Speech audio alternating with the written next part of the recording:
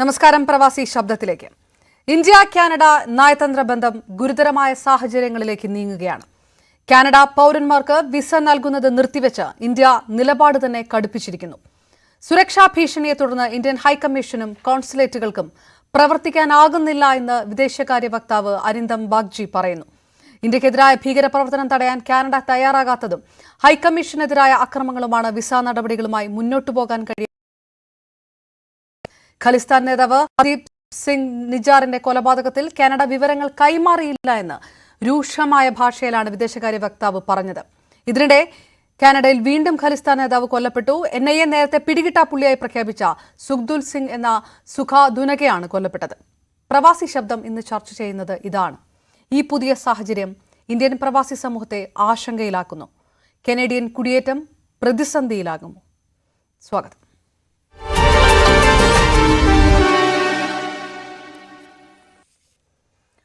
ഇപ്പോൾ നമുക്കൊപ്പം ചേരുന്നു international institute of migration and ഡെവലപ്മെന്റിന്റെ visiting professor doctor Jinu Zachariah Oommen, സാമ്പത്തിക വിദഗ്ധൻ നിർമ്മൽ എബ്രഹാം, ഒപ്പം കാനഡയിൽ നിന്ന് മാധ്യമപ്രവർത്തകൻ കൂടിയായ ശ്രീ വൈശാഖ് ശ്രീധരൻ. 3 പേർക്കും പ്രവാസി ശബ്ദത്തിലേക്ക് സ്വാഗതം.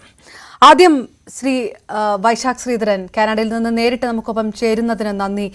എന്താണ് അവിടുത്തെ ഒരു പൾസ്? ഇന്ത്യൻ വിദ്യാർത്ഥി സമൂഹം, അവിടെ കുടിയേറിയിട്ടുള്ളവർ, PR-ന് അപേക്ഷിച്ച് കാത്തിരിക്കുന്നവർ, ആശങ്ക ഉണ്ടോ അവിടെ? അങ്ങനെ ഒരു വാർത്തകൾ പരക്കുന്നിടത്ത് അതിൽ സാങ്കത്യമുണ്ടോ? തീർച്ചയായിട്ടും അപർണ, ചില സാഹചര്യം ഇങ്ങനത്തെ സാഹചര്യങ്ങളിൽ കടന്നു പോകുമ്പോൾ തീർച്ചയായിട്ടും ഇന്ത്യൻ സമൂഹത്തിന് ഒരു ആശങ്കയുണ്ട്. പക്ഷെങ്കിൽ നിലവിലുള്ള സ്ഥിതി പറയുകയാണെങ്കിൽ ഗവൺമെന്റ് എല്ലാ തരത്തിലുള്ള സപ്പോർട്ടുമാണ് ഇപ്പോൾ നിലവിൽ കാനഡയിൽ തന്നുകൊണ്ടിരിക്കുന്നത്. ഗവൺമെന്റ് പേടിക്കേണ്ട ഒരു സാഹചര്യമില്ല എന്ന് കാനഡിയൻ ഗവൺമെന്റ് ആവർത്തിക്കുകയും ചെയ്യുന്നുണ്ട്.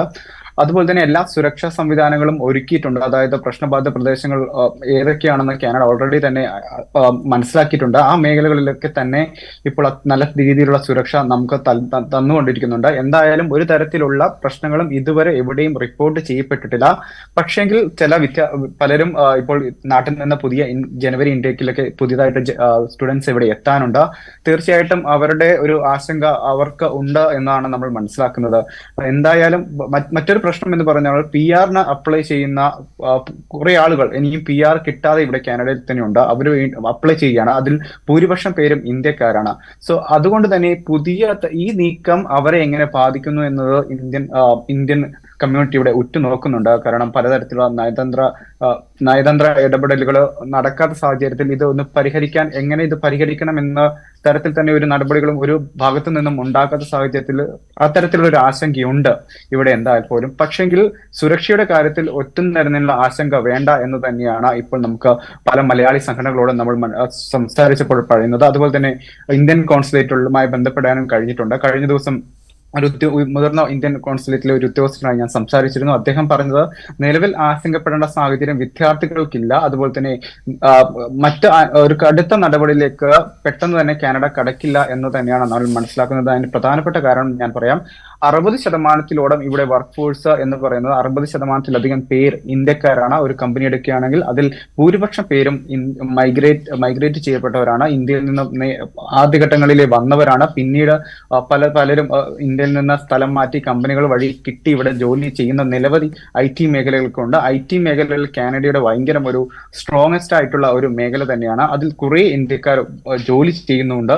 അതുപോലെ തന്നെ മറ്റു മേഖലകളിലും വലിയ ബഹുരാഷ്ട്ര കമ്പനികളിലും കാനഡിയൻ കമ്പനികളിലും ഒക്കെ ഇന്ത്യക്കാർ നന്നായി തന്നെ പല മേഖലകളിലും സാന്നിധ്യം ഉറപ്പിച്ചു കഴിഞ്ഞിട്ടുണ്ട്. അതുപോലെ തന്നെ പെട്ടെന്ന് ഒരു എടുത്തു ചാടിയ ഒരു നടപടി കാനഡ എന്തായാലും ഉണ്ടാകില്ല എന്നാണ് എനിക്ക് ഇവിടെ മനസ്സിലാക്കുന്നത്. കാരണം ഇത്തരത്തിലുള്ള നടപടികൾ വന്നാൽ പോലും ഒരു തരത്തിലും ഇന്ത്യക്കാരെ നിലവിൽ പെട്ടെന്ന് തന്നെ അത് ബാധിക്കാൻ സാധ്യതയില്ല. പക്ഷെങ്കിൽ ദീർഘകാലത്തിൽ ഇത് എങ്ങനെയായിരിക്കും എന്നത് കടുത്ത ആശങ്കയുണ്ട്.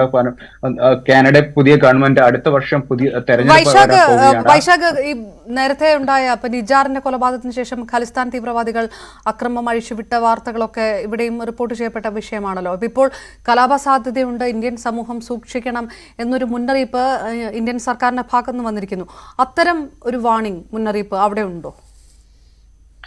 തീർച്ചയായിട്ടും അത് നേരത്തെ തന്നെ അത് കാലങ്ങളായിട്ട്, അതായത് ഇവിടെ ഖലിസ്ഥാൻ വാദം ഇവിടെ ഉടലെടുത്ത സമയത്ത് തന്നെ, അത്തരത്തിലുള്ള പ്രതിഷേധ പരിപാടികൾ നടക്കുന്ന സമയത്ത് തന്നെ ഇന്ത്യൻ ഹൈ കമ്മീഷണർ ഇതുമായി ബന്ധപ്പെട്ട എല്ലാവർക്കും ജാഗ്രതാ നിർദ്ദേശം നൽകിയിട്ടുള്ളതാണ്. കഴിഞ്ഞ 2022 തന്നെ ഇതുമായി ബന്ധപ്പെട്ട ഒരു ജാഗ്രതാ നിർദ്ദേശം പുറപ്പെടുവിക്കുകയും ചെയ്തു.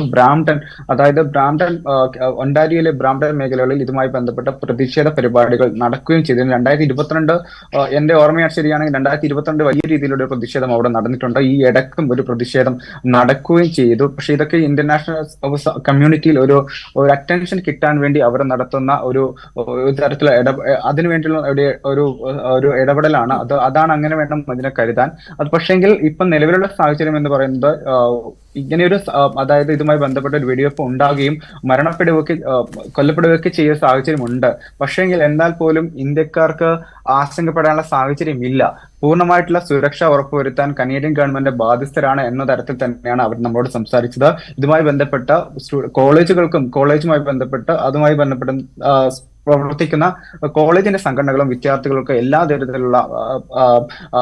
തരത്തിലുള്ള സുരക്ഷ ഉറപ്പുവരുത്തുമെന്ന് കോളേജുകളും പറയുകയും ചെയ്യുന്നുണ്ട്. വിദ്യാർത്ഥി ഇതുമായി ബന്ധപ്പെട്ട ആശങ്കകൾ പല കോളേജിലെ ബന്ധപ്പെട്ട ഉദ്യോഗസ്ഥരുമായിട്ട് സംസാരിക്കുകയും ചെയ്തു. പക്ഷേ ഇതുമായി ബന്ധപ്പെട്ടുള്ള ആശങ്കകൾ വേണ്ട എന്ന് തന്നെയാണ് കോളേജ് അധികൃതർ യെസ്, ഞാൻ തിരികെ എത്താം വൈശാഖ്. ഏതായാലും ശ്രീ ഡോക്ടർ ജിനു സക്കറിയ നമുക്കൊപ്പം ചേരുന്നു. ഇപ്പോൾ ഈ പറഞ്ഞിടത്തുനിന്ന് വേണം തുടങ്ങാൻ. ഒരു വലിയ ആശങ്കയ്ക്ക് അടിസ്ഥാനമില്ല എന്ന് പറയുമ്പോഴും ദീർഘകാലത്തേക്ക് എന്താണ് സംഭവിക്കുക എന്നുള്ള ഒരു കൺസേൺ ഇന്ത്യൻ സമൂഹത്തിനുണ്ട് എന്ന് കൂടി നമ്മൾ മനസ്സിലാക്കുന്നു. ആ രീതിയിലുള്ള മുന്നറിയിപ്പുകളും അവിടെയുണ്ട്. അപ്പോൾ ഇപ്പോൾ ഉള്ളത് ഒരു രാഷ്ട്രീയ അസ്ഥിരത മാത്രമാണ്. ആ രീതിയിൽ കണ്ടാൽ മതി. ഇന്ത്യ കാനഡ ബന്ധം ഉലഞ്ഞിരിക്കുന്നു എന്നുള്ളത് പരമയാഥാർത്ഥ്യം തന്നെ. അതിനൊരു പൊളിറ്റിക്കൽ സെൻസിൽ മാത്രം കണ്ടാൽ മതി എന്ന് വിലയിരുത്തിയാൽ മതിയോ? ഇന്ത്യ കാനേഡിയൻ ബന്ധം അതൊരു അസാധാരണമായ അല്ലെങ്കിൽ ഒരു അൺപ്രസിഡന്റഡ് ലെവലിലേക്ക് അത് വഷളായിക്കൊണ്ടിരിക്കുകയാണ്. എന്നാൽ കാനഡയുടെ ഒരു പോസ്റ്റ് കോവിഡ് അവരുടെ സാമ്പത്തിക വ്യവസ്ഥ നോക്കുമ്പോൾ അവരുടെ ഇമിഗ്രേഷൻ അല്ലെങ്കിൽ പ്രത്യേകിച്ച് സ്റ്റുഡൻറ്റ് മൈഗ്രേഷൻ്റെ ഫീസും അതുമായി ബന്ധപ്പെട്ടുകൊണ്ടുള്ള ഒരു സാമ്പത്തിക വ്യവസ്ഥയാണ് അവരെ പിടിച്ചു നിർത്തുന്നത്. ഈ 2022 കാനഡയിൽ ഒരു റെക്കോർഡ് ലെവലിലായിരുന്നു ഇമിഗ്രേഷൻ നടന്നത്. അതുപോലെ സ്റ്റുഡൻറ്റ് മൈഗ്രേഷൻ 8 ലക്ഷം അവിടെ കവിഞ്ഞു. ആ 8 ലക്ഷത്തിൽ 5 ലക്ഷത്തോളം വിദ്യാർത്ഥികൾ പുതിയതായി 2022 അവിടെ എത്തിച്ചേർന്നവരാണ്. അത് കൂടാതെ തന്നെ നമ്മൾ നോക്കുമ്പോൾ അതിൽ 2 ലക്ഷത്തോളം ഇന്ത്യക്കാരാണ്. അപ്പോൾ അവിടുത്തെ ഒരു ഡൊമസ്റ്റിക് സ്റ്റുഡൻറ്റ്, അതായത് ഇവിടെ ഇപ്പോൾ കാനഡയിൽ നിന്ന് പറയുന്ന വൈശാഖിനോട് ചോദിച്ചാൽ അവിടുത്തെ ഒരു ഡൊമസ്റ്റിക് സ്റ്റുഡൻറ്റ് ഒരു സബ്സിഡി ഉണ്ട്. എന്നാൽ ഇന്ത്യൻ സ്റ്റുഡൻസിന് അതൊന്നുമില്ല, അല്ലെങ്കിൽ വിദേശത്ത് എത്തുന്ന സ്റ്റുഡൻസിന് അതൊന്നുമില്ല. അവർക്ക് ഒരു വളരെ അധികം ഫീസ് പേ ചെയ്ത് വേണം അവിടെ പഠിക്കുവാനായിട്ട് പോകട്ടെ. അതുകൊണ്ട് കാനഡ അതിനെ എന്താ പറയുന്നത് സ്റ്റെബിലിറ്റിയെ ഇല്ലാതാക്കുന്ന യാതൊരു രീതിയിലേക്കും കാനഡ പോകത്തില്ല. കാനഡിയൻ ഗവൺമെൻറ് അവരെ സംരക്ഷിക്കും. എന്നാൽ നമ്മൾ ഇതിൽ നിന്ന് ചില പാഠങ്ങൾ ഉൾക്കൊള്ളേണ്ടതുണ്ട്. ഒന്നാമതായി ഉക്രൈൻ നടന്നപ്പോൾ നമ്മുടെ കുട്ടികൾ ഉക്രൈനിലെ പല ഭാഗത്തായിരുന്നു. അത് ഗവൺമെൻറ് ഉക്രൈൻ വാറിന് ശേഷമാണ് കുട്ടികൾ പല ഭാഗത്ത് പല കോളേജുകളിൽ പല മെഡിക്കൽ കോളേജുകളിൽ പഠിക്കുന്നു എന്ന് നമ്മൾ അറിയുന്നത്. കൂടാതെ കോവിഡിൻ്റെ സമയത്ത് നമ്മുടെ കുട്ടികൾ ഏത് രാജ്യങ്ങളിലാണെന്ന് പോലും, കരീബിയൻ ഐലൻഡ്സ് വരെ നമ്മുടെ കുട്ടികളുണ്ടായിരുന്നു. അതൊക്കെ അന്നേരം അറിയുന്നത്. അതൊക്കെ മനസ്സിലാക്കിക്കൊണ്ട് ഇപ്പോൾ ഒരു അഡ്വൈസറി കൊടുക്കുന്നതിന് പകരം നേരത്തെ തന്നെ വിദ്യാർത്ഥികളുടെ ഈ രജിസ്ട്രേഷൻ നേരത്തെ ആരംഭിക്കേണ്ടതായിരുന്നു. ഒന്ന്. രണ്ടാമതായിട്ട് രാജ്യസഭയിൽ ഈ കഴിഞ്ഞ 2-3 മാസങ്ങൾക്ക് മുമ്പ് കൊടുത്തിരുന്ന ഒരു ക്വസ്റ്റ്യന് മറുപടിയായിട്ട് പറയുന്നത് 7 ലക്ഷത്തോളം ഇന്ത്യൻ വിദ്യാർത്ഥികൾ 2022 പല രാജ്യങ്ങളായിട്ട് പോയിട്ടുള്ളതാണ്. അപ്പോൾ അത് വിദ്യാർത്ഥികൾ എന്ന് പറയുന്നത് ഒരു പുതിയ ഫിനോമിനാണ് മൈഗ്രേഷനകത്ത്. അപ്പോൾ അവരെ സംരക്ഷിക്കുന്നതിന് വേണ്ടി ഉള്ള നടപടികൾ നേരത്തെ സർക്കാർ ചെയ്യേണ്ടത്. തൊഴിലിന് വേണ്ടി പോകുന്ന ഒരു മൈഗ്രൻസിനെ പോലെയല്ല സ്റ്റുഡൻറ്റ് മൈഗ്രൻസ്. അതിനിപ്പോൾ നമുക്ക് വേണ്ടത് എന്ന് പറയുന്നത് ഒരു സമഗ്രമായ ഒരു കുടിയേറ്റ നിയമമാണ്. നമ്മുടെ കുടിയേറ്റ നിയമത്തിൽ തന്നെ അത് 2019 ഇമിഗ്രേഷൻ ഡ്രാഫ്റ്റ് ബില്ലായിട്ട് കിടക്കുകയാണ്. അതിനകത്ത് സ്റ്റുഡൻ്റ് എന്ന് പറയുന്ന ഒരു പാസീവായിട്ട് മാത്രമേ പറഞ്ഞിട്ടുള്ളൂ. അപ്പോൾ ആ സ്റ്റുഡൻസിന് വേണ്ടിയുള്ള ഇപ്പോൾ സ്റ്റുഡൻറ്റ് മൈഗ്രേഷനെ ഒരു പ്രധാന ഒരു കാറ്റഗറി ആയിട്ട് തന്നെ എടുത്തുകൊണ്ട് അവർക്ക് വേണ്ടിയ പ്രത്യേക നിയമനിർമ്മാണങ്ങളിലേക്ക് പോകണം. പക്ഷേ ഇപ്പോൾ കാനഡയിൽ ഇത് പ്രത്യേക സ്ഥിതി എനിക്ക് വിശേഷം തോന്നുന്നു നമ്മളിതിപ്പോ അഡ്രസ് ചെയ്ത് വരുന്നതേ ഉള്ളൂ. ഇങ്ങനെ ഒരു ബ്രെയിൻ ഡ്രെയിൻ നടക്കുന്ന എന്നുള്ള വിഷയമൊക്കെ ഇപ്പോഴാണ്, ഇപ്പോൾ ഒരു 3 വർഷത്തോളമായിട്ടാണ് നമ്മളത് അഡ്രസ്സ് ചെയ്തുകൊണ്ടിരിക്കുന്നത്. ആ ഒരു ട്രെൻഡിന് പക്ഷേ ഉലച്ചിലിട്ടാക്കാനുള്ള സാധ്യതയൊന്നും ഇങ്ങനെയുള്ള വിഷയങ്ങൾക്ക് കഴിയില്ലല്ലോ എന്നുകൂടിയാണ് എനിക്ക് ചോദിച്ചത്. അല്ലല്ല, ഈ വിഷയങ്ങൾ പ്രത്യേകിച്ച് കാനഡയിൽ എനിക്ക് തോന്നുന്നു പ്രത്യേകിച്ച് വലിയ പ്രശ്നങ്ങൾ ഉണ്ടാകുവാനായിട്ടുള്ള സാധ്യതകളില്ല. കാരണം കനേഡിയൻ ഗവൺമെന്റിന് തന്നെ ഒരു പ്രധാന അവർ തന്നെ ഒബ്ജക്റ്റീവാണ് ഈ സ്റ്റുഡൻസ് അവിടെ ഉണ്ടായിരിക്കണം എന്നുള്ളത്. കാരണം ഇതിനിടയ്ക്ക് ഒരു ഹൗസിംഗ് പ്രോബ്ലം ഉണ്ടായി, അത് വൈശാഖ് അതിനെക്കുറിച്ച് പറയണം. അപ്പോൾ കൂടുതൽ കുട്ടികൾ എത്തുന്നത് കൊണ്ട് അവിടുത്തെ ഒരു അഫോർഡബിൾ ഹൗസിംഗ് കൊടുക്കാൻ വയ്യാത്തൊരവസ്ഥയിലേക്ക് വന്നു. അപ്പോൾ അവർക്കൊരു ഒരു ഒരു ക്യാപ്പ് ഒരു ഇമിഗ്രേഷനിൽ കൊണ്ടുവരണമെന്ന് അവർ ആഗ്രഹിച്ചു. എന്നാൽ അവിടുത്തെ ഇമിഗ്രേഷൻ മിനിസ്റ്റർ പറയുന്നത് അതിനെ വീറ്റോ ചെയ്തു. അദ്ദേഹം പറഞ്ഞു എത്രയും കൂടുതൽ ഇമിഗ്രൻസും അതുപോലെ തന്നെ വിദ്യാർത്ഥികളും വരട്ടെ. കാരണം അവരൊരു സീഡ് മണിയുമായിട്ടാണ് വരുന്നത്. അവിടുത്തെ ഇപ്പോൾ പാശ്ചാത്യ രാജ്യങ്ങളിലെ ഈ 5 Eyes എന്ന് പറയും, അതായത് US, Canada, UK, Australia, New Zealand, ഇവിടത്തേക്കാണ് നമ്മുടെ കുട്ടികൾ പോകുന്നത്. ഈ യൂണിവേഴ്സിറ്റികളിൽ പല യൂണിവേഴ്സിറ്റികളും നിലനിൽക്കുന്നത് എന്ന് പറയുന്നത് ഈ വിദേശത്തു നിന്ന് വരുന്ന, പ്രത്യേകിച്ച് സൗത്ത് ഏഷ്യയിൽ നിന്ന് വരുന്ന കുട്ടികളുടെ ഫീസ് കൊണ്ടാണ്. അതുകൊണ്ട് ഈ രാജ്യങ്ങൾ പ്രത്യേകിച്ച് കുട്ടികളുടെ മൈഗ്രേഷൻ ഒരു പുതിയ ഫിനോമിനായിട്ട് മാറിയിരിക്കുകയാണ്. അതിനെക്കുറിച്ച് പിന്നെ സംസാരിക്കാം. പക്ഷേ അതിനെ ഒരു ഡീസ്റ്റെബിലൈസ് ചെയ്യുന്ന രീതിയിലേക്ക് ഇപ്പൊ കാനഡ പോകത്തില്ല. യെസ്, തീർച്ചയായും. ഫിനാൻഷ്യൽ എക്സ്പെർട്ട് കൂടിയായ നിർമ്മൽ അബ്രഹാം നമുക്ക് പിന്തുടരുന്നു. നിർമ്മൽ, ഇനി കാനഡയിലേക്കുള്ള വിസകൾ അതൊരു കനത്ത സ്ക്രൂട്ടിനിക്ക് ഇടയാകുമോ എന്നുള്ളൊരു ചോദ്യമാണ്. ബാക്കി ഇപ്പം പറഞ്ഞു നിർത്തുന്ന പോലെ തന്നെ ആണെങ്കിൽ തന്നെ കാനഡയുടെ വലിയൊരു സോഴ്സ് ഓഫ് ഇൻകം എന്ന് പറയുന്നത് ഈ എഡ്യൂക്കേഷനാണ്. ഈ പുറത്തുനിന്ന് വരുന്ന വിദ്യാർത്ഥികളാണ് വലിയൊരു വാർഷിക ബജറ്റിൻ്റെ തന്നെ വലിയൊരു ഭാഗം സംഭാവന ചെയ്യുന്നത് എന്നുള്ളതൊക്കെ നമുക്കറിയാം. അതുകൊണ്ട് തന്നെ ഒരു വിസ സ്ക്രൂട്ടിനിയിലേക്ക് പോകുമോ ഇനി അപ്ലൈ ചെയ്യാനുള്ളവർക്ക്? ആ ഒരു ഫിനാൻഷ്യൽ ആസ്പെക്റ്റിൽ അതെങ്ങനെയാണ് കാണുന്നത്? വിസ സ്ക്രൂട്ടിനി എനിക്കൊന്ന് എക്സിസ്റ്റിംഗ് വിസ ഉള്ളവരെ സംബന്ധിച്ചിടത്തോളം ഇത് ബാധിക്കില്ല.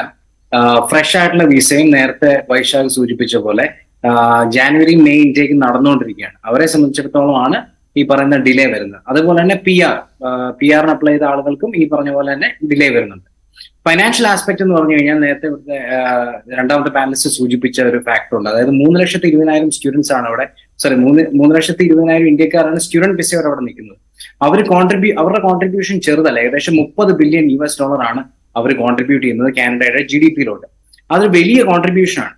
മാത്രമല്ല അതിൽ തന്നെ ഇപ്പൊ കഴിഞ്ഞ വർഷം എടുത്ത് നോക്കിയാൽ 2.25 ലക്ഷം, ഇപ്പൊ 8 ലക്ഷം സ്റ്റുഡൻസ് അവിടെ ഉണ്ടെന്ന് പറഞ്ഞാൽ 2.25 ലക്ഷം കുട്ടികൾ കഴിഞ്ഞ വർഷം തന്നെ നമുക്ക് 2.25 ലക്ഷം കുട്ടികളാണ് കാനഡയിലോട്ട് പോയത്. അപ്പൊ ഇവരൊക്കെ ചെയ്യുന്ന ചെറുകിട ജോലികൾ ചെയ്യുന്നുണ്ട്. അതുപോലെ തന്നെ മിനിമം വേജസ് നിർത്താൻ സഹായിക്കുന്നത് ഇന്ത്യൻ സ്റ്റുഡൻസ് ആണ്. കാരണം ചെറിയ ശമ്പളത്തിന് അവർ ജോലി ചെയ്യാൻ തയ്യാറാകുന്നുണ്ട്. ഗിഗ് എക്കോണമിയിൽ, അതായത് താൽക്കാലിക ജോലികൾ അവർ ചെയ്യുന്നുണ്ട്. മാത്രമല്ല ഫീസിന്റെ കാര്യം, അതും വൈശാഖിന് ഒരു പക്ഷേ അറിയായിരിക്കും. അവിടെ കനേഡിയൻ സിറ്റിസൺസിന് കനേഡിയൻ സ്റ്റുഡൻസിന് സബ്സിഡൈസ്ഡ് ഫീസിൽ വരുമ്പോൾ ഇന്ത്യക്കാരൻ അടയ്ക്കുന്ന അതിന്റെ 3 ഇരട്ടിയും 4 ഇരട്ടിയും 5 ഇരട്ടിയും ഫീസാണ്. ഈ ഫീസാണ് അവിടുത്തെ പ്രൈവറ്റ് കോളേജസിനെ സസ്റ്റെയിൻ ചെയ്യുന്നത് തന്നെ. ഒരു ഉദാഹരണം പറഞ്ഞു കഴിഞ്ഞാൽ സൗദി അറേബ്യയിൽ ജമാൽ ഖഷോഗി മരണപ്പെട്ട സമയത്ത് ഇതേപോലെ ഡിപ്ലോമാറ്റിക് ഇഷ്യൂ സൗദിയും കാനഡയും തമ്മിലുണ്ടായി. അന്ന് സൗദി എന്താ ചെയ്തത്? 15,000 സ്റ്റുഡൻസ് ഉണ്ടായിരുന്നുള്ളൂ. അവരെ തിരിച്ചു വിളിച്ചപ്പോഴത്തേക്കും ഫൈനാൻഷ്യലി നോക്കുമ്പോൾ ലക്ഷക്കണക്കിന് അല്ലെ കോടിക്കണക്കിന് രൂപയുടെ നഷ്ടമാണ് കനേഡിയൻ യൂണിവേഴ്സിറ്റീസിന് ഉണ്ടായത്. എനിക്ക് തോന്നുന്നു ഒരു യൂണിവേഴ്സിറ്റി നിന്നുപോയി. അതിനെക്കുറിച്ച് വൈശാഖിന് പറയാൻ പറ്റുമെന്ന് വിശ്വസിക്കുന്നു. ഒരു യൂണിവേഴ്സിറ്റി മൊത്തത്തിൽ നിന്നുപോയി അങ്ങനെ തിരിച്ചു വിളിച്ചുകൊണ്ട്. അപ്പൊ ഓർക്ക് സൗദിക്കുള്ളത് 15,000 സ്റ്റുഡൻസ് ആണെങ്കിൽ ഇന്ത്യക്കുള്ളത് 2.5 ലക്ഷം സ്റ്റുഡൻസ് ആണ്. As of now 3.25 lakh students ആണ്. അങ്ങനെ ഇന്ത്യ ഒരു മെഷറിലോട്ട് പോവില്ല. പക്ഷെ അങ്ങനെയൊക്കെ പോയി കഴിഞ്ഞാൽ കാനഡയ്ക്ക് വലിയ വില കൊടുക്കേണ്ടി വരും. അതുകൊണ്ട് തന്നെ കാനഡ അത്രയും വലിയ എക്സ്ട്രീം സ്റ്റെപ്സിലോട്ട് പോകുമെന്ന് എനിക്ക് തോന്നുന്നില്ല. പിന്നെ ട്രേഡിന്റെ കാര്യത്തിലാണെങ്കിൽ 2 കൂട്ടർക്കും ഒരു നഷ്ടം ഉണ്ടായിട്ടുണ്ട്. ഫ്രീ ട്രേഡ് അഗ്രിമെന്റ് ആണ്. ഇന്ത്യയും കാനഡയും 10 വർഷം മുന്നേ ഒരു ഫ്രീ ട്രേഡ് അഗ്രിമെന്റ് സംസാരിച്ചു വെച്ചിരുന്നു. 10 വർഷത്തിന് ശേഷം കഴിഞ്ഞ മാസമാണ് അതിന്റെ നെഗോഷിയേഷൻ റീസ്റ്റാർട്ട് ചെയ്തത്. അൺഫോർച്ചുനേറ്റ്ലി ആ നെഗോഷിയേഷൻ നിന്നുപോയി. അത് 2 കൂട്ടർക്കും എക്കോണമി ബൂസ്റ്റ് ചെയ്യുന്ന തരത്തിലുള്ള ഒരുപാട് ട്രേഡ് അഗ്രിമെന്റ്സ് അതിൻ്റെ അകത്ത് വരുന്നുണ്ടായിരുന്നു. സോ എക്കണോമിക്കലി ഈ 2 ഫാക്ടേഴ്സ് വലിയൊരു നഷ്ടമായിട്ട് തന്നെ കാണാം. നിർമ്മൽ, ഒറ്റ കാര്യം കൂടി, G20, G7 രാജ്യങ്ങളുടെ ഒക്കെ ഒരു നിലപാട്, അത് കാനഡയെ അനുകൂലിക്കാത്ത അല്ലെങ്കിൽ ഇന്ത്യയെ പിണക്കാതിരിക്കാനുള്ള ഒരു നിലപാടിലേക്ക് കടന്നിരിക്കുകയാണ്. സ്വാഭാവികമായിട്ടും അത് കാനഡയെ സംബന്ധിച്ചിടത്തോളം ഈ പറഞ്ഞ പോലെ തന്നെ എന്തായാലും കുറച്ചും കൂടി ഒരു ഹാർഷായിട്ടുള്ള ഒരു നിലപാടിലേക്ക് പോകാതിരിക്കാൻ കൂടി കാനഡയെ സമ്മർദ്ദം ചെലുത്തുമായിരിക്കും. അല്ല, അതിൽ പക്ഷേ എനിക്ക് തോന്നുന്നത് നമ്മുടെ നാഷണൽ മീഡിയ പോർട്രേ ചെയ്യുന്നതിൽ ഒരു തെറ്റുണ്ട്. കൃത്യമായിട്ടുള്ള വാക്കുകൾ എടുത്ത് നോക്കി കഴിഞ്ഞാൽ ഇന്നത്തെ വാർത്ത അനുസരിച്ചാണെങ്കിൽ അമേരിക്ക പറഞ്ഞിരിക്കുന്നത് ഇത് സീരിയസ് ആയിട്ടുള്ള ഒരു കൺസേൺ ആണ്, ഇന്ത്യ അന്വേഷണത്തിനോട് സഹകരിക്കണം എന്നാണ് പറഞ്ഞിരിക്കുന്നത്. അപ്പൊ അതിന്റെ അർത്ഥം പൂർണ്ണമായിട്ടും അതൊരു ഡിപ്ലോമാറ്റിക് ആൻസർ ആണ്. പൂർണ്ണമായിട്ടും ഇന്ത്യയെ സപ്പോർട്ട് ചെയ്തോ ഇല്ല. പക്ഷെ ഇന്ത്യയെ സപ്പോർട്ട് ചെയ്ത് സംസാരിക്കുമായിരുന്നെങ്കിൽ ഇവരാരും ഇങ്ങനെയല്ല സംസാരിക്കുന്നത്. കാരണം ഈ പറയുന്ന നിജാറിന്റെ കേസ് എടുക്കുകയാണെന്നുണ്ടെങ്കിൽ അദ്ദേഹം ഇന്ത്യ തലയ്ക്ക് 10 ലക്ഷം രൂപ വിലയിട്ട ഇന്റർപോൾ റെഡ് നോട്ടീസ് ഇഷ്യൂ ചെയ്ത ഫേക്ക് പാസ്പോർട്ട് ഉണ്ടാക്കി കാനഡയിലോട്ട് ഇല്ലീഗലായിട്ട് കടന്നു കളഞ്ഞ ഒരു വ്യക്തിയാണ്. 2 പോലീസ് ഓഫീസേഴ്സിനെ ഇന്ത്യയിൽ കൊന്ന ഒരു വാണ്ടഡ് ഫ്യൂജിറ്റീവ് ആണ്. അങ്ങനെ ഒരു വ്യക്തി അവിടെ മരണപ്പെട്ടപ്പോഴത്തേക്കും അതിനെക്കുറിച്ച് അയാൾക്ക് എങ്ങനെ സിറ്റിസൺഷിപ്പ് കിട്ടി എന്ന് കാനഡയോട് ചോദ്യം ചെയ്യാതെ ഇന്ത്യ അന്വേഷണത്തിനോട് സഹകരിക്കണം എന്ന് പറയുന്നതിൽ ഇന്ത്യയോടുള്ള സപ്പോർട്ട് അല്ല ഞാൻ കാണുന്നത്. തുറന്നു പറയുകയാണെങ്കിൽ പ്രത്യേകിച്ച് US-ഉം UK മാത്രമാണ് അതിനെക്കുറിച്ച് വ്യക്തമായിട്ടൊന്നും പറയാത്ത. US ആണെങ്കിലും ഓസ്ട്രേലിയ ആണെങ്കിലും ഇത് ഡീപ്ലി കൺസേണിംഗ് ആണ്, ഇതിലോട്ട് കൂടുതൽ ഡീറ്റെയിൽ ആയിട്ട് നോക്കണമെന്നാണ് പറഞ്ഞിരിക്കുന്നത്. സോ അതുകൊണ്ട് എനിക്കൊന്ന് പൂർണ്ണമായിട്ടും അവരുടെ സപ്പോർട്ട് എന്ന് തന്നെ പറയാൻ പറ്റില്ല എന്നാണ് ഞാൻ വിശ്വസിക്കുന്നത്. ഓക്കെ, ഞാൻ വൈശാഖിലേക്ക് വരുന്നതിന് മുമ്പ് ഈ ഒരു വിഷയത്തിൽ ഡോക്ടർ ജിനു സക്കറിയ, ലോകരാജ്യങ്ങളുടെ ഒരു നിലപാട് അത് ഏത് രീതിയിലാണ് എന്നുള്ളതാണ്. അരിന്ദം ബാഗ്ജി എന്ന് പറഞ്ഞിരിക്കുന്നത് കാനഡ ഭീകരരുടെ സേഫസ്റ്റ് ഹെവൻ എന്ന്. അപ്പോൾ ഇന്ത്യ എടുക്കുന്ന ഒരു നിലപാട് ആ രീതിയിലാണ്. അങ്ങനെ ഒരു ഭീകര പ്രവർത്തന കേന്ദ്രമായി കാനഡ മാറുന്നു എന്ന് ഇന്ത്യ ഒരു നിലപാടെടുക്കുമ്പോൾ ഒന്നുകിൽ ഇന്ത്യ പറയുന്നതിനൊപ്പം നിൽക്കുക, അല്ലെങ്കിൽ കാനഡ പറയുന്നതിനൊപ്പം നിൽക്കുക. ഈ ഒരു നിലപാടിലേക്ക് അമേരിക്ക അടക്കമുള്ള രാജ്യങ്ങൾക്ക് കടക്കേണ്ട ഒരു സിറ്റുവേഷൻ ഇല്ല. മുമ്പ് പറഞ്ഞ പാനലിസ്റ്റ് പറഞ്ഞ പോലെ അമേരിക്കയും UK-യും ഓസ്ട്രേലിയയും ഈ പറയുന്ന രാജ്യങ്ങളൊക്കെ തന്നെ കാനഡയുടെ ഒപ്പമാണ് ഇപ്പോൾ നിൽക്കുന്നതാണ് നമുക്ക് മനസ്സിലാക്കുവാനായിട്ട് സാധിക്കുന്നത്. ഇവർ വളരെ വളരെ വളരെ പവർഫുള്ളായിട്ടുള്ള ക്രിമിനൽസാണ്. ഇവരെ നേരത്തെ തന്നെ ഹാൻഡ് ഓവർ ചെയ്ത് ഇന്ത്യയുമായിട്ട് സഹകരിച്ച് മുന്നോട്ട് പോകേണ്ടതാണ്. എന്നാൽ അവിടുത്തെ നാഷണൽ ഡെമോക്രാറ്റിക് പാർട്ടി എന്ന് പറയുന്നത് സിഖ് വംശജരുടെ പാർട്ടിയാണ്. അവിടുത്തെ 2% സിഖ് വംശജരാണ്. അപ്പോൾ അതുകൊണ്ട് കാനഡ അവരുടെ ഗവൺമെൻറ് നിലനിർത്താൻ വേണ്ടിയാണ് ഈ കാര്യങ്ങളെല്ലാം ചെയ്തത്. എന്നാൽ ഇന്ത്യയുടെ പിന്നെയാണെങ്കിൽ നിലപാട് ശക്തമായി തന്നെ കടുപ്പിക്കുകയാണ് ചെയ്യുന്നത്. കാരണം അങ്ങനെ തന്നെ ചെയ്യാൻ പറ്റുകയുള്ളൂ. കാരണം ഈ ഒരു അവസരത്തിൽ വേറെ ഒരു നിലപാട് നമുക്ക് എടുക്കുവാനായിട്ട് സാധിക്കത്തില്ല. കാരണം ഇത് ജൂണിൽ നടന്ന ഒരു സംഭവം, അത് ഈ കഴിഞ്ഞ ആഴ്ച അവിടുത്തെ പ്രധാനമന്ത്രി ഉയർത്തി എന്ന് പറയുമ്പോൾ അവിടുത്തെ പൊളിറ്റിക്കൽ ഇൻസ്റ്റബിലിറ്റിക്ക് വേണ്ടി അവർ ഈ പറയുന്ന ഒരു ഇഷ്യൂവിനെ എടുത്തുകൊണ്ട് അതിനെ മാനിപ്പുലേറ്റ് ചെയ്യാനായിട്ടാണ് ശ്രമിക്കുന്നത്. ആ മാനിപ്പുലേറ്റ് ചെയ്യാനായിട്ട് ശ്രമിക്കുന്നതിനെ ബാക്കിയുള്ള രാജ്യങ്ങൾ കാനഡയോടൊപ്പം നിന്നുകൊണ്ട് ഇന്ത്യക്കെതിരായിട്ടൊരു പൊസിഷനാണ് എടുക്കുന്നത്.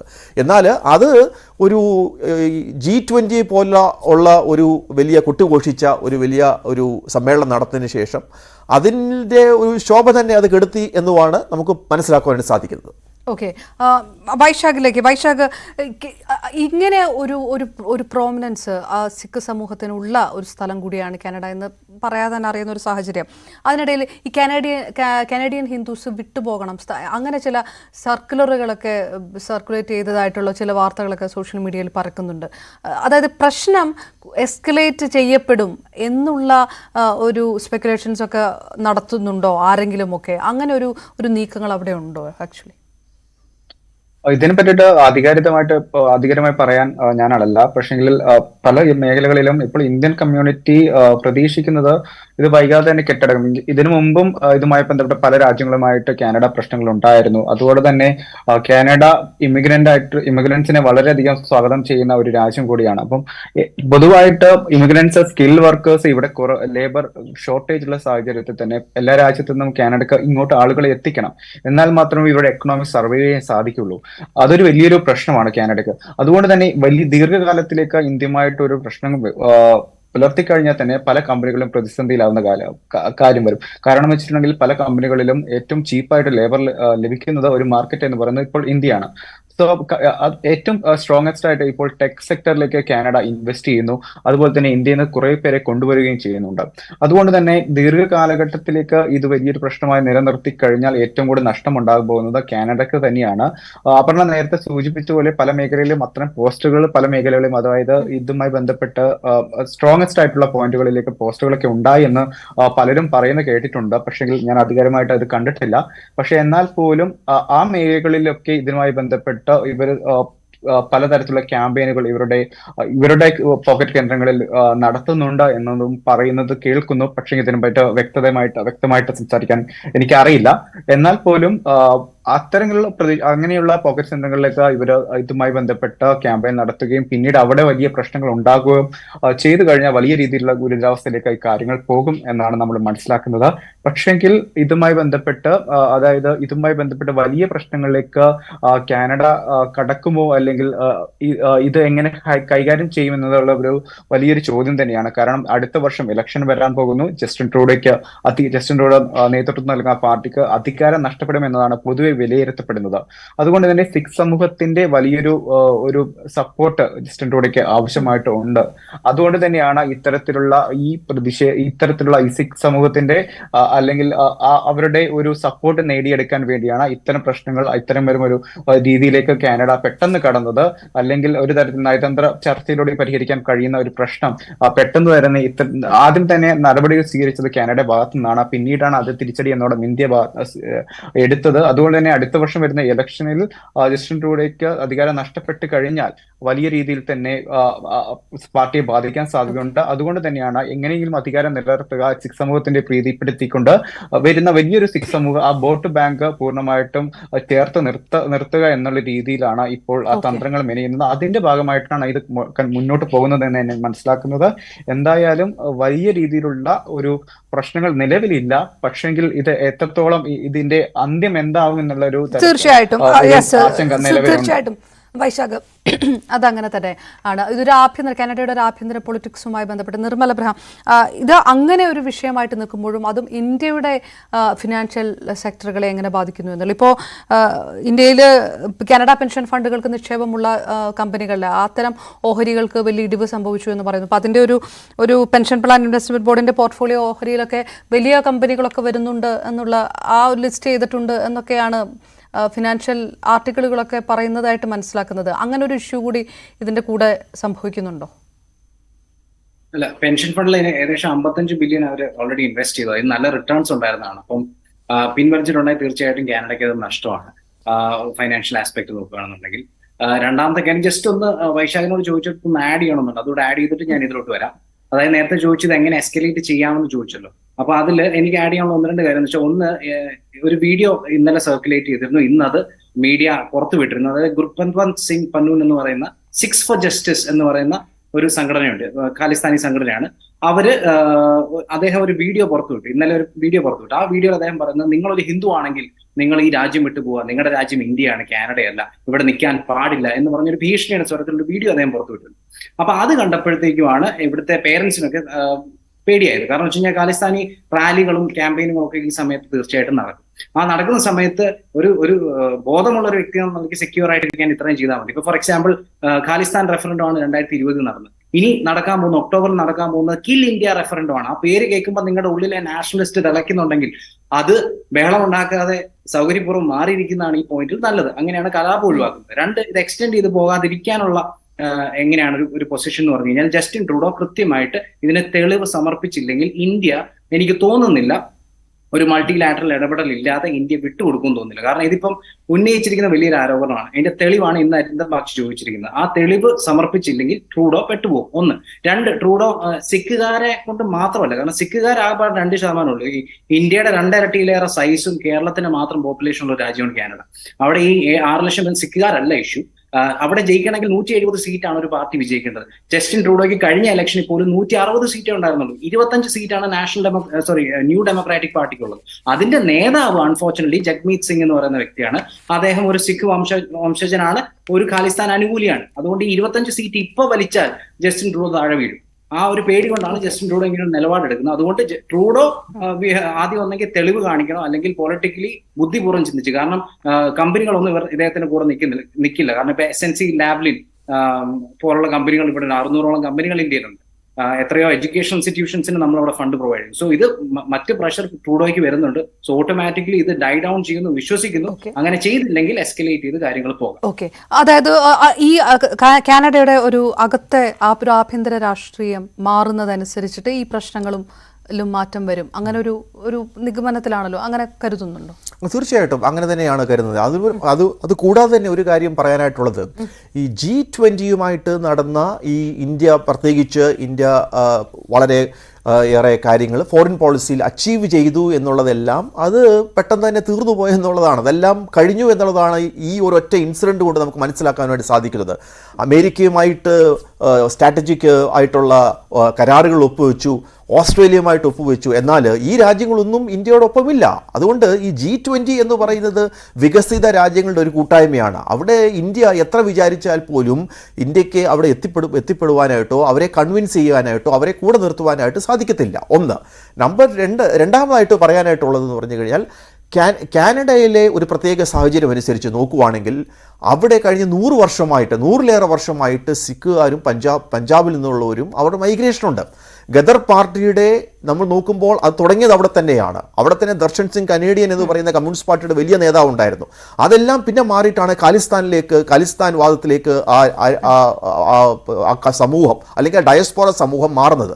ആ ഡയസ്പോറ സമൂഹം മാറിയപ്പോൾ അതിനൊപ്പം തന്നെ അവരൊരു പൊളിറ്റിക്കൽ പവറായിട്ട് ഉയർന്നു വന്നപ്പോൾ കാനഡ അതിനെ യൂസ് ചെയ്തു. അല്ലാതെ പല കോൺസ്റ്റിറ്റ്യുവൻസിയിലും അവരില്ലാതെ ജയിക്കുവാനായിട്ട് കഴിയത്തില്ല. അദ്ദേഹം പറഞ്ഞ പോലെ നാഷണൽ ഡെമോക്രാറ്റിക് പാർട്ടി എന്ന് പറയുന്ന ഒരു പ്രധാന പാർട്ടിയാണ്. അവർ വലിച്ചിട്ട് കഴിഞ്ഞാൽ Justin Trudeau he will collapse. അത് തന്നെയാണ് അതിന്റെ ഇഷ്യൂ. നമ്മൾ അത് തന്നെയാണ് ഉറ്റുനോക്കുന്നത്. ഒരു പൊളിറ്റിക്കൽ ഇൻസ്റ്റെബിലിറ്റി, ഒരു രാഷ്ട്രീയ അസ്ഥിരത മാത്രമാണോ ഇപ്പോൾ വരുന്ന ഈ വിഷയത്തിന് കാതലായിട്ടുള്ള കാരണമെന്ന് നോക്കുന്നു, അതോ ദീർഘകാലത്തേക്ക് ഈ വിഷയം തുടർന്നു പോകുമോ, അതിനൊരു പരിഹാരം ഉണ്ടാകുമോ എന്നുള്ളൊരു വിഷയം കൂടിയാണ് ഇതിനകത്ത് ഉരുത്തിരിഞ്ഞു വന്നത്. എന്തായാലും 3 പാനലിസ്റ്റുകളും ആ രീതിയിലുള്ള വീക്ഷണങ്ങൾ കൂടിയാണ് നടത്തിയത്. നമ്മൾ ചെറിയൊരു പോൾ പ്രേക്ഷകരോട് ചോദിച്ചിരുന്നു, ഈ ഒരു സാഹചര്യം ഇന്ത്യൻ കുടിയേറ്റത്തെ പ്രതിസന്ധിയിലാക്കുമെന്ന് കരുതുന്നുണ്ടോ എന്ന് ചോദിച്ചപ്പോൾ 70% പ്രേക്ഷകരും അങ്ങനെ ഉണ്ടായേക്കാം എന്നുള്ളൊരു ആശങ്ക പ്രകടിപ്പിക്കുകയും ചെയ്തിട്ടുണ്ട്. ഏതായാലും പൂർണ്ണമാകുകയാണ് ഗൾഫ് 18 ഡോക്ടർ ജിനു സക്കറിയ, നിർമ്മൽ എബ്രഹാം, ഒപ്പം വൈശാഖ് ശ്രീധരൻ നമുക്കൊപ്പം ചേർന്നതിന് വളരെയധികം നന്ദി. പൂർണ്ണമാകുന്നു പ്രവാസി ശബ്ദം. നമസ്കാരം.